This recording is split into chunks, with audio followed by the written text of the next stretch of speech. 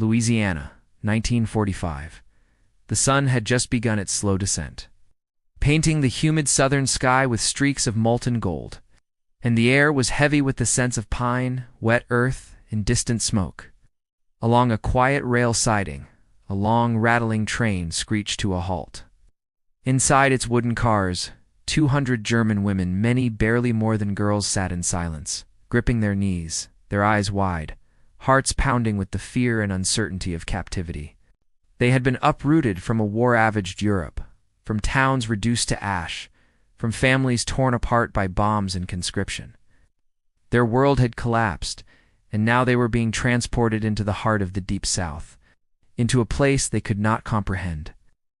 The doors of the car slid open, and the women tentatively stepped onto the platform. Their senses were assaulted by the unfamiliar, the thick, humid air, the scent of wet gravel, most of all the sight that made some stumble backward in disbelief. There, standing in disciplined formation, were black American soldiers' guards, protectors, and yet representatives of the country they had been taught to despise. Nazi propaganda had painted such men as villains, monsters, and subhuman, yet the reality before them was far more complex. These were soldiers, yes, but soldiers bound by duty and a profound sense of discipline, who regarded them not as enemies to be executed but as human beings under the care of the United States Army. A hush fell over the platform. The women's eyes darted nervously between each other and the guards, whispering, questioning, uncertain. Behind the ranks of soldiers, a civilian woman, known only to locals as Ms. Eleanor Thompson, stepped forward. She carried bundles of clothing and small comforts, blankets, scarves, and clean garments. Her uniform was plain, her hands steady, her eyes sharp yet gentle. She moved with the quiet authority of someone who understood that in war, small gestures of humanity often held more power than the largest guns. Yet the women hesitated. Some of them had spent years steeped in propaganda. Others had experienced firsthand the brutality of war. Their fear was deep, almost tangible, like a weight pressing down on the humid Louisiana air. God, then, one woman, the eldest among them, tentatively stepped forward, accepting a folded shirt. Tears welled in her eyes, but she did not cry. Instead, she nodded faintly, as if acknowledging a fragile truth. Not all who wore the uniform of the enemy were cruel. The black GIs, many of whom had themselves faced prejudice and segregation back home, regarded the women with calm vigilance.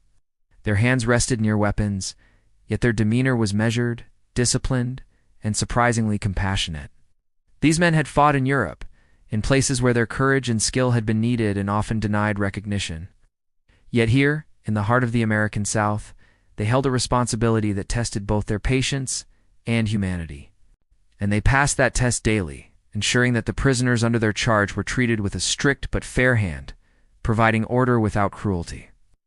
As the weeks unfolded, the camp became a study in contrasts: tension and trust, fear and fragile hope, indoctrination and awakening. German women, who had once believed all Americans to be monsters, began to see small glimpses of human kindness in unexpected places. A soldier who handed a cup of hot soup without condescension. A civilian woman who offered clean clothing and gentle words. A moment so small they could easily have gone unnoticed, yet powerful enough to begin the slow, invisible transformation of hearts hardened by war. Inside the barracks, conversations began quietly, hesitantly. The women shared fragments of their lives, of homes destroyed by bombing, of families lost or scattered across continents. They spoke in hushed tones, wary of guards, yet finding that those very guards sometimes listened with careful attention. Fear and shame were pervasive, but slowly through these small acts of shared humanity, trust began to take root. One young woman, barely 17, wrote a letter that would later be discovered in the camp archives, describing the paradox of being guarded by those she had been taught to hate, and yet feeling for the first time in years the faintest glimmer of safety. Yet life in the camp was never easy. Discipline was strict, roll calls were early, the days long and humid, and minor infractions were met with immediate correction. Rumors of escaped prisoners and distant battles reminded everyone that the war outside had not ended. But amidst this tension, extraordinary moments occurred. A soldier kneeling beside a woman who had fainted from exhaustion. A group of prisoners quietly sharing bread, the civilian woman reading letters aloud to those who were illiterate, ensuring they remained connected to the human world beyond barbed wire. These moments revealed truths that Nazi propaganda had long hidden.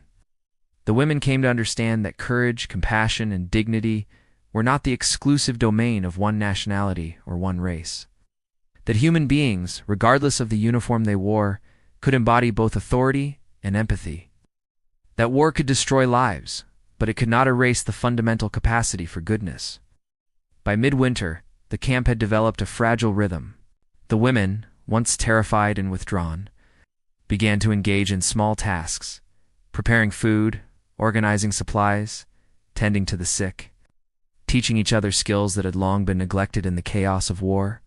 They learned that discipline did not always equal cruelty, that rules could coexist with kindness.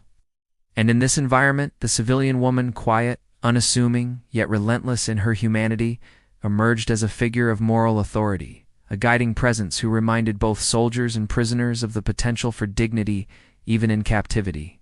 Tension occasionally flared, disputes over rations, disagreements about tasks, and the weight of memories of bombing and loss created moments of friction.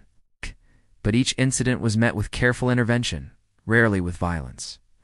Soldiers, many of whom had endured racism at home, applied lessons learned on the battlefields of Europe and North Africa: patience, firmness, and the quiet strength to maintain order without cruelty. And gradually the women began to see them not as enemies, but as custodians of a fragile but critical trust. One evening, after a particularly humid day, a young German woman approached the civilian woman and whispered, "We thought you would hate us. We thought you'd punish us." Tears streamed down her face, the first real emotion she had displayed in months. The civilian woman simply nodded, offering her a clean blanket and a quiet smile. "We are human first," she replied softly, "and that is more important than anything else." For many of the women, this moment crystallized the truth that had been forming slowly over weeks. Empathy was not a weakness. It was the most powerful form of resistance to the horrors that had engulfed their world. As winter turned to spring, letters began to arrive from families, some confirming the survival of loved ones, others mourning loss. The camp, once a symbol of fear and captivity, became a microcosm of resilience and humanity. Bonds had formed across boundaries of race, nationality, and ideology, proving that even in the darkest chapters of history, human connection could endure. When the time came for transfer or release, farewells were quiet but poignant. Soldiers and prisoners exchanged nods, gestures, and sometimes tears, acknowledging the shared humanity that had emerged from months of fear, tension, and unexpected kindness. The civilian woman watched as the train carried the women away, her heart heavy, yet filled with an unshakable sense of purpose. History would remember the battles, the strategies, and the leaders, but this story of 200 German women, black soldiers, and a civilian who dared to care would endure as a testament to courage, empathy, and the enduring strength of the human heart. And so deep in the Louisiana South, in a camp tucked away from the eyes of the world, the truth Nazi propaganda had tried to hide became clear: that human beings, regardless of race, nationality, or past enmities, could choose compassion over cruelty, dignity over fear, and hope over despair. In the echo of footsteps across dusty grounds, in the quiet conversations behind barbed wire, in the gentle care of a wounded soul, history witnessed the extraordinary power of humanity amidst war,